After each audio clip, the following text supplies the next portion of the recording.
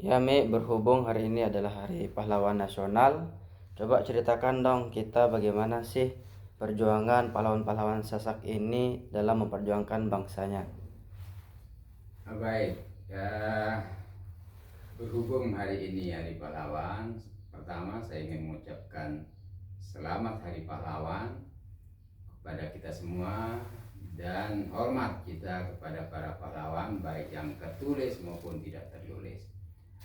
Nah, berkaitan dengan kepahlawanan dan perlawanan masyarakat Sasak terhadap penjajah, memang ini telah membentang jauh berabad-abad yang lalu. Kita ketahui dari sumber-sumber. Pertama, kita tahu bahwa tahun 1675 pertama kali Selat Parang bertempur dengan Belanda di Labuan Lombok waktu itu. Nah, ini kemudian tentu saja pertarungan ini tidak berimbang karena Belanda dengan persenjataan yang lengkap, dengan personel yang profesional, dapat mengalahkan Selat Parang. Dan kemudian atas dasar itu dibuatkanlah sebuah perjanjian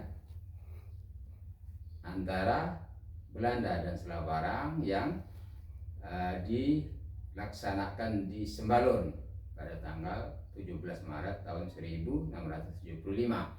Jadi kalau sekarang kita kenal Sembalun sebagai destinasi wisata internasional, Sembalun juga punya sejarah tempat dilaksanakannya perjanjian antara Selat Parang yang diwakili oleh rajanya Raden Abdi Wirangsentana dan lain-lain, dan dengan Belanda yang waktu itu diwakili Kapten Holstein.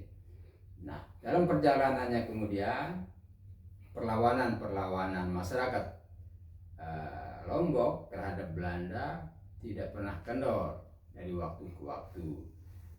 Kita tahu dan kita membaca di sumber-sumber bahwa perlawanan terutama sepanjang abad 20 itu sangat keras perlawanan masyarakat terhadap Belanda.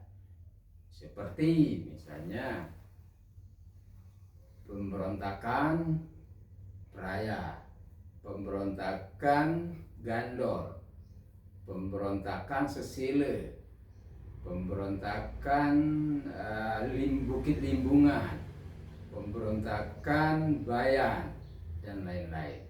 Jadi sepanjang akhir abad 19 dan sepanjang abad 20 perlawanan terhadap Belanda di masyarakat Sasak tidak henti-hentinya. Begitu juga ketika Jepang, dan setelah dalam mempertahankan kemerdekaan ketika Belanda juga ingin kembali, kita tahu perlawanan juga tiada henti, sehingga salah satunya yang terbesar adalah Raja Selong yang kemudian peran dari Maulana Syekh waktu itu juga sangat penting ketika melawan Nika, sehingga beliau juga dinobatkan sebagai pahlawan nasional dari NTB. Dan alhamdulillah di kesempatan ini juga kita mendengar bahwa negara juga akan memberikan penobatan pahlawan nasional kepada Sultan Bima, Sultan Salahuddin. Ini itu singkat dari saya. Terima kasih.